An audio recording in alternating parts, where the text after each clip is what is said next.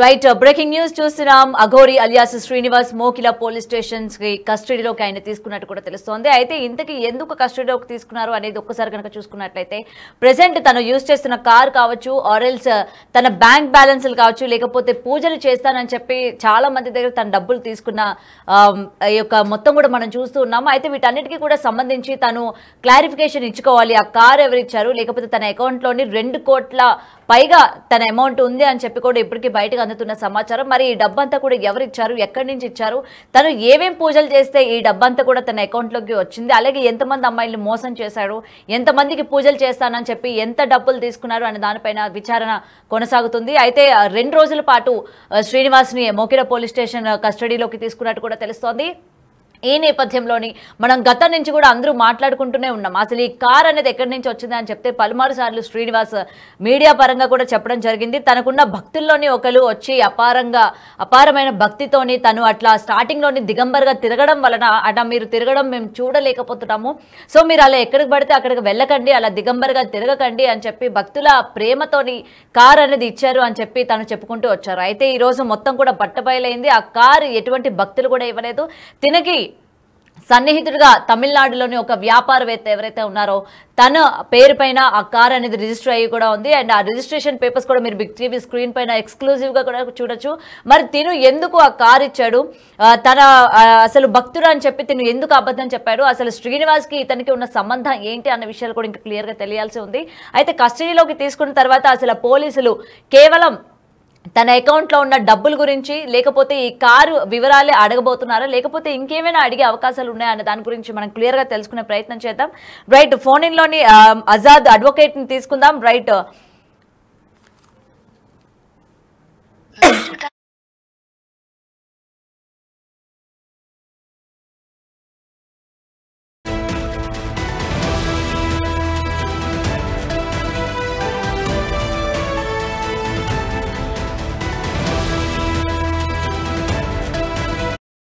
వివరాలు తెలియాల్సి ఉంది. అయితే ఈ తమిళనాడుకి సంబంధించి ఒక వ్యాపారవేత్త పేరు పైన అయితే రిజిస్టర్ అయిన ఉన్నట్టు దీనికి సంబంధించిన అన్ని పేపర్స్ కూడా వచ్చాయి. రైట్, అయితే ఫోన్ ఇన్ లోకి తీసుకుందాం. అడ్వకేట్ ఆజాద్ గారు మనతో పాటు ఉన్నారు. రైట్, ఆజాద్ గారు నమస్తే అండి. నమస్తే అమ్మా. రైట్, అయితే ఇప్పటికీ దీనికి ఏదైతే 14 రోజులు రిమాండ్ విధించారో దాని తర్వాత ఇటు మోకిలా పోలీస్ స్టేషన్ కి ఈ రోజు తనని కస్టడీలోకి తీసుకుంటున్నట్టు కూడా తెలుస్తోంది. అయితే దీనికి సంబంధించిన అప్డేట్స్ ఏంటి ఆజాద్ గారు? జనరల్ గా ఏమవుతుందంటమ్మా, ఒక కేసులో ఎలాంటి కేసుల్లో ఏమవుతుందంటే పోలీసు వారు జనరల్ కస్టడీ పిటిషన్ వేస్తారు. దాన్ని విచారించిన కోర్టు వారు ఎవరైతే అక్యూజర్ ఉన్నారో వాళ్ళకి ఇన్వెస్టిగేషన్ పర్పస్ అంటే నెక్స్ట్ వాళ్ళు ఛార్జ్ షీట్ ఫైల్ చేయాలి, దీనికి సంబంధించిన ఇంకా ఇన్వెస్టిగేషన్ కొనసాగించాలి. కాబట్టి ఆ కస్టడీ పిటిషన్ అనేది సహజంగా ప్రతి కేసులో వేస్తుంటారు. ఇలాంటి కేసుల్లో వేసినప్పుడు కోర్టు వారు కస్టడీ 2 days పోలీసు వారికి ఇస్తారు. అది జనరల్ గా ఇంకా ఏదైనా అవసరం అయితే నెక్స్ట్ పోలీసు వారు దాన్ని ఎక్స్టెన్షన్ చేసుకుంటారు. ముందైతే 2 days ఇస్తారన్నమాట. సో ఈ కస్టడీలో ఏమవుతుందంటే పోలీసు వారు ఇన్వెస్టిగేషన్ చేస్తారు. ఇప్పుడు అతనికి డబ్బులు ఎలా వచ్చినాయి అంటే ఎలా వచ్చినాయి, తర్వాత కారు రిజిస్ట్రేషన్ ఎవరి పేరు మీద ఉంది అంటే ఆల్రెడీ ఏదో ఇన్ఫర్మేషన్ అయితే వచ్చినట్టుంది. అసలు మామూలుగా లీగల్ గా ఎక్కడి నుంచి వచ్చింది, అతనికి డబ్బులు ఎలా వచ్చినాయి, ఈ అకౌంట్లు ఎలా వచ్చినాయి, అలాగే ఇప్పుడు ఇతను 10 లక్షల రూపాయలు తీసుకున్నాడు కదా అవి దానికి సంబంధించినవి, అలాగే ఈ ఇతను చేసే క్రైమ్ లో ఎవరన్నా వెనక పక్క ఎవరన్నా సపోర్ట్ ఉన్నారా, బ్యాక్ సైడ్ ఎవరు ఉన్నారా. సో అంత entire investigation is going on. వాళ్ళు ప్రాసిక్యూషన్ వల్ల ఆ ఇన్వెస్టిగేషన్ మొత్తం కంప్లీట్ చేస్తారండి. కంప్లీట్ చేసి అతని ద్వారా ఇంకేదైనా వివరాలు రాబట్టుకుంటే రాబడతారు. ఈ క్రైమ్ లో ఎవరన్నా ఉంటే మాత్రం వాళ్ళు కూడా పిలిపిస్తే ఇన్వెస్టిగేషన్ చేస్తారండి. ఓకే, సో ఆల్రెడీ కేవలం 2 రోజులు మాత్రమే కస్టడీ అన్నట్టు తెలుస్తోంది. ఒకవేళ ఈ 2 రోజుల్లో కూడా శ్రీనివాస్ ఏదైనా పోలీసులు అడిగిన దానికి సమాచారం కనుక ఇవ్వనట్లు అయితే ఇంకా పొడిగించే అవకాశాలు ఉన్నాయి? ఉంటదండి. దాని అంటే వాళ్ళు ఇచ్చిన సమాచారము తర్వాత సరైన ఇంకా ఇన్వెస్టిగేషన్ ఇంకా సరిపోకపోతే ఎక్స్టెన్షన్ పిటిషన్ వేసుకుంటారు. వేసుకున్న మళ్ళీ దాన్ని కోర్టు వారు విచారించి మళ్ళీ 2 days తర్వాత 3 days అట్లా ఎక్స్టెన్షన్ చేసే అవకాశం ఉంటుంది. అండ్ ఇంకొకటి ఆజాద్ గారు, ఇప్పుడు రాధా కేసు మీరే టేక్ ఆఫ్ చేస్తున్నారు కాబట్టి ఇక్కడ అయిపోయిన తర్వాత మళ్ళీ కరీంనగర్ లో కూడా అతను అటెండ్ అవ్వాల్సి వస్తుంది. కరీంనగర్ లో కూడా అతని పైన కేసు నమోదైంది కాబట్టి దానికి కూడా సంబంధించి కస్టడీలో ఉండాల్సి వస్తుంది అని చెప్పి కూడా కొంత ఇన్ఫర్మేషన్ వినిపిస్తోంది. సో దీనికి సంబంధించి ఏంటి, మీరు రాధా కేసులోని ఎటువంటివి టేక్ ఆఫ్ చేశారు, ఇంకా ఎలా ముందుకెళ్ళబోతున్నారు? అంటే అది ఇంకా ఇన్వెస్టిగేషన్ దాంట్లో ఉందండి. ఇన్వెస్టిగేషన్ నడుస్తా ఉంది. పోలీసు వారు కూడా దాని మీద కొంత చేస్తా ఉన్నారు. అంటే మొత్తం జరిగింది వాటి సీన్ ఆఫ్ అఫెన్స్ ఇవన్నీ జరుగుతాయండి. సీన్ ఆఫ్ అఫెన్స్ తర్వాత ఆమెకు సంబంధించిన వివరాలు ఇవన్నీ చేస్తారు. ఇప్పుడు వాళ్ళ ఇన్వెస్టిగేషన్ వాళ్ళు నడుస్తుంది. మా దగ్గర ఉన్న ఆధారాలు మేము సబ్మిట్ చేశాము. అదే మీరు అడిగారు అప్పుడు, మీరు స్టార్టింగ్ రోజు కొన్ని ఆధారాలు అడిగారు కానీ మేము కొన్ని చూపించలేకపోయాం. ఎందుకంటే కేసు బలహీనపడుతుందని చెప్పి మీకు మీడియా కొన్ని ఇవ్వలేకపోయాము. అలాంటి ఆధారాలు ఏవైతే ఉన్నాయో కేసుకు బలమైన ఆధారాలు మేము ఇచ్చాము. అది పోలీసు వారు దాని మీద ఇన్వెస్టిగేషన్ చేస్తున్నారు. తర్వాత అది కూడా మీకు నెక్స్ట్ దాని విషయంలో కూడా పీటీ వారెంట్ కూడా వేసే అవకాశాలు ఉన్నాయి. ఆ వేసి అతన్ని మళ్ళీ అక్కడ జైలుకి కూడా తరలించే అవకాశాలు కనబడతా ఉన్నాయి. అది ప్రొసీజర్ లో భాగం అదంతా. ఇప్పుడు రాధ కేసు తీసుకున్నారా అండి పోలీసులు? తీసుకున్నారు. దాని మీద ఇన్వెస్టిగేషన్ అయిపోతుందండి. నాకు తెలిసి ఇవాళ రేపు మరి అది కూడా ముందుకెళ్తుంది. అయితే కొంత గోప్యత ఉండాలి కదా. ఇదివరకు లాగా మనము ఆమెని అప్పటి వరకు కూడా ఆమెకి అంటే లీగల్ పరిధిలో ఆమె రాలేదు కాబట్టి ఆమె పేరు వాడాల్సి వచ్చింది. ఇప్పుడు మనం బాధితురాలుగానే మాట్లాడాలి. ఎందుకంటే ఒక లీగల్ పరిధి వచ్చేసింది కాబట్టి మనం ఒక బాధితురాలుగానే మనం చూడాలి. సో దీనికి సంబంధించి కేసు కొంచెం ఇన్వెస్టిగేషన్ దశలో ఉంది కాబట్టి కొంత పోలీసు వారి గోప్యత అనేది పాటిస్తారు కామన్ గా. నేనే అడిగినా కూడా నాకు ఎవరు తర్వాత ఇది అయిపోయిన తర్వాత వాళ్ళే మనకి దానికి సంబంధించిన ఎఫ్ఐఆర్ కానీ అవన్నీ డీటెయిల్స్ వస్తే నేను మీకు ఖచ్చితంగా మీకు సపోర్ట్ చేస్తాను. ఓకే రైట్ ఆజాద్ గారు, అయితే తినకి అకౌంట్స్ కావచ్చు, అకౌంట్స్ హ్యాండిలింగ్ కావచ్చు, లేకపోతే ఇవన్నీ కూడా గతంలో చెప్తూ వచ్చాడు శ్రీనివాస్ తాను చదువుకోలేదని చెప్పి, లేకపోతే ఇవన్నీ కూడా మరి బయట నుంచి తిన అకౌంట్స్ అవన్నీ కూడా ఎవరు హ్యాండిల్ చేస్తున్నారు, లేకపోతే వీళ్ళ ఫ్యామిలీ మెంబర్స్ ఇన్వాల్వ్మెంట్ ఏమైనా ఉందా అనే దానిపైన ఏమైనా సమాచారం ఉందా ఆజాద్ గారు?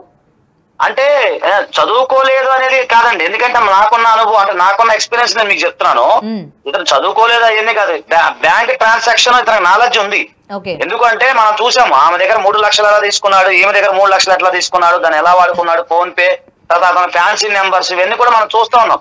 అతనికి అవుట్ ఆఫ్ నాలెడ్జ్ ఎక్కువ ఉంది. అతను చదువుకున్నాడో లేదో నాకు తెలియదు కానీ అతనికి జనరల్ నాలెడ్జ్ ఎక్కువ ఉంది. ఎందుకంటే దేశం మొత్తం తిరుగుతున్నాడు, అతనికి అన్ని భాషలు మాట్లాడతాడు, అలాగే అవుట్ ఆఫ్ నాలెడ్జ్ ఎక్కువ ఉంది. ఖచ్చితంగా బ్యాంకింగ్ ట్రాన్సాక్షన్ అతను నాలెడ్జ్ ఉందండి. అంత అమాయకులు అయితే కాదు, నాకు తెలిసి అయితే కాదు.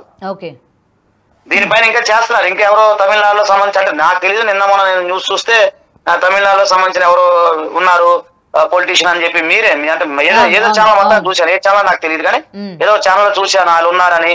తర్వాత ఇది ఎవరో పేరు మీద ఉందని చెప్పేసి, కారు వేరే వాళ్ళ పేరు మీద ఉందని చెప్పేసి. తర్వాత ఇంకొక విషయం చెప్పాలమ్మా మీకు, నాకు తెలిసిన సమాచారం మేరకు అంటే ఇంకా కొంతమంది బాధితులు ముందుకు రాలేదు. మనకు తెలిసిన బాధితులు ఎవరైతే ఉన్నారో వారు కొంతమంది ఇప్పుడు ఎవరైతే మేము కేసు మా క్లయింట్ ఎవరైతే ఉన్నారో వాళ్ళ టచ్ లో ఉన్నారు. సో వాళ్ళకైతే వాళ్ళ పేర్లు బయటకు రాకూడదు, వాళ్ళు బయటకు చెప్పట్లేదు. వాళ్ళు చెప్పేది ఏంటంటే ఆ త్రిశూలాలు ఏవైతే 2-3 త్రిశూలాలు వాళ్ళే తయారు చేయించినట్టు. ఓకే, అంటే ఇప్పుడు శ్రీనివాస్ చేతిలో ఉన్న త్రిశూలం అంటున్నారా? అవునండి, త్రిశూలాలు ఇతను వేరే వాళ్ళ దగ్గర తీసుకున్నాడండి. తర్వాత స్టిక్కర్స్, కారు మీద స్టిక్కర్స్ ఇవన్నీ కూడా వేరే బాధితులు ఉన్నారు. దానికి వేరే బాధితులు కూడా ఖర్చు పెట్టారంట. అవి వాళ్ళు ముందుకు రమ్మంటే లేడీసేనండి. లేడీస్ అంటే భార్య భర్తలు అనేది తెలుస్తా ఉంది. అది అటు సైడే అండి, వాళ్ళూరు సైడే. అది నాకు ఆ ఏరియా నాకు తెలియదు, కరీంనగర్ తప్ప పేర్లు అవి గుర్తురావు నాకు. ఏదంటారు ఆ ఏరియా, పెద్దపల్లి ఏదో కరీంనగర్, అదే ఆ ఏరియా మొత్తానికి. వీళ్ళుండే ఏరియా ఏంటంటే వీళ్ళుండే ఏరియా ఏదో ఉంది, ఆ ఏరియా సంబంధించిన వ్యక్తులు అనేది తెలుస్తుంది మొత్తం మనకి.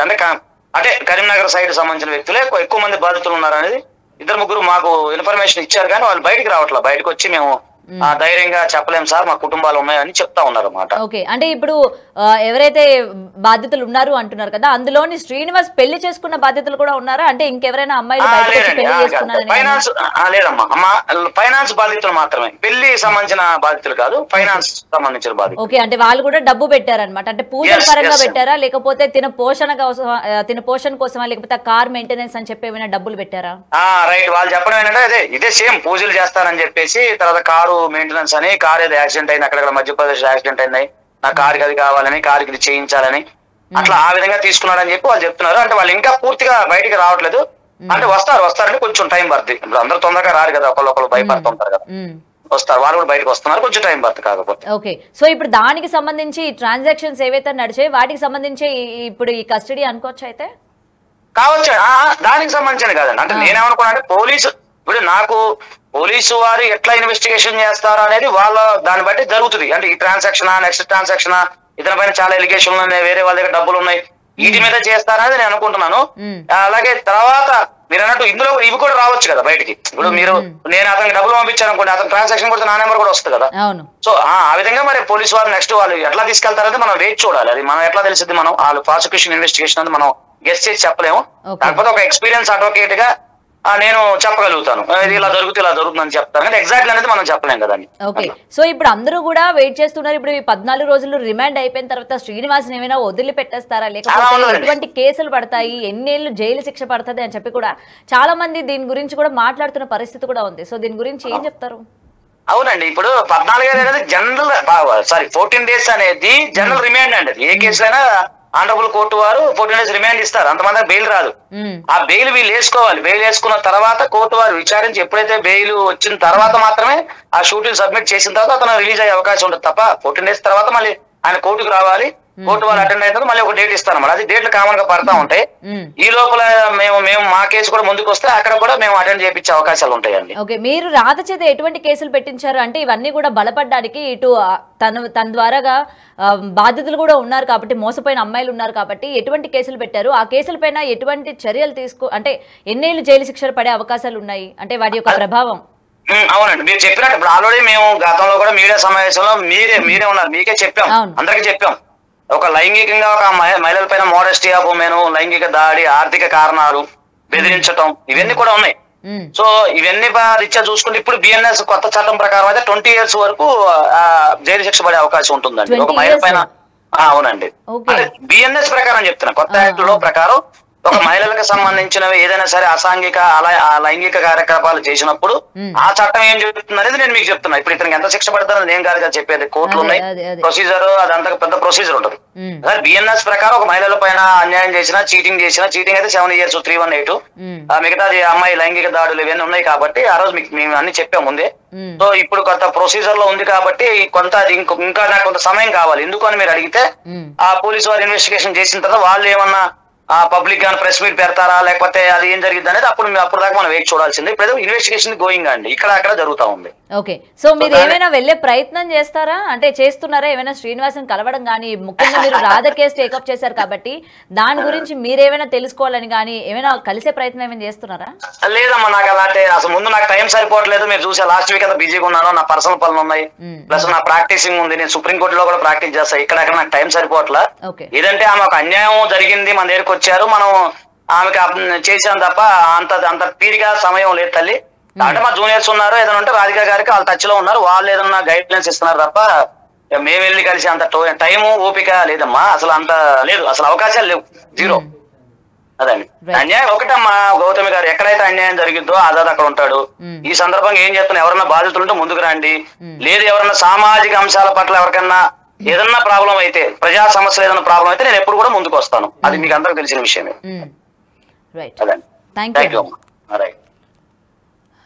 రైట్, అయితే విన్నాం కదా. ప్రెసెంట్ ఇటు 2 రోజులు కస్టడీయే కాకుండా అటు కరీంనగర్ లోని ఎక్కువ శాతం శ్రీనివాస్ బాధితులు ఉన్నారని అయితే చెప్తూ ఉన్నారు. అయితే ఇది కేవలం దీనికి డబ్బు ఎవరెవరు ఇచ్చారు అంటే ఇటు పూజల పేరుగా కావచ్చు, లేకపోతే తన కార్ పాడైందని, లేకపోతే పెట్రోల్ అని చెప్పి ఇలా ఏవైతే కార్ పేరు చెప్పి కొంతమంది దగ్గర అంటే భక్తులు అని చెప్పి ఎవరైతే వస్తూ ఉన్నారో వాళ్ళ దగ్గర కూడా డబ్బులు తీసుకున్నారని కూడా చెప్తూ ఉన్నారు. మరి ఇక్కడ కరీంనగర్ సైడ్ ఎక్కువ శాతం ఈ బాధితులు ఉన్నారు కాబట్టి అసలు వాళ్ళు ఎవరు, ఎంతెంత డబ్బులు శ్రీనివాస్కి ట్రాన్స్ఫర్ చేశారు, అసలు ఏమని చెప్పి శ్రీనివాస్ అడిగాడు, లేకపోతే కేవలం పూజల కోసం తీసుకున్నాడా, ఆరెల్స్ లేకపోతే ఇది కారు పాడైందని కానీ ఇంకేమైనా కారణాలు చెప్పి ఏమైనా డబ్బులు తీసుకున్నారా అనే దానిపైన కూడా ఇంకా క్లియరెన్స్ రావాల్సి ఉంది. అయితే ప్రెసెంట్ ఇటు మోకిలా పోలీస్ స్టేషన్లోని 2 రోజుల కస్టడీకి అయితే తను తీసుకోవడం కూడా జరిగింది. అండ్ కేవలం ఇటు బండి గురించి అంటే ముఖ్యంగా ఇటు కార్ గురించి, అలాగే తన బ్యాంక్ బ్యాలెన్స్లు కూడా ఇప్పటికే వినిపిస్తూ ఉన్నాయి, 2 కోట్ల వరకు ఉన్నాయని చెప్పి. సో వీటన్నిటి గురించి కూడా విచారించిన తర్వాత అసలు నిజాలు ఏంటన్న విషయాలు పోలీసులు తెలియజేస్తారు.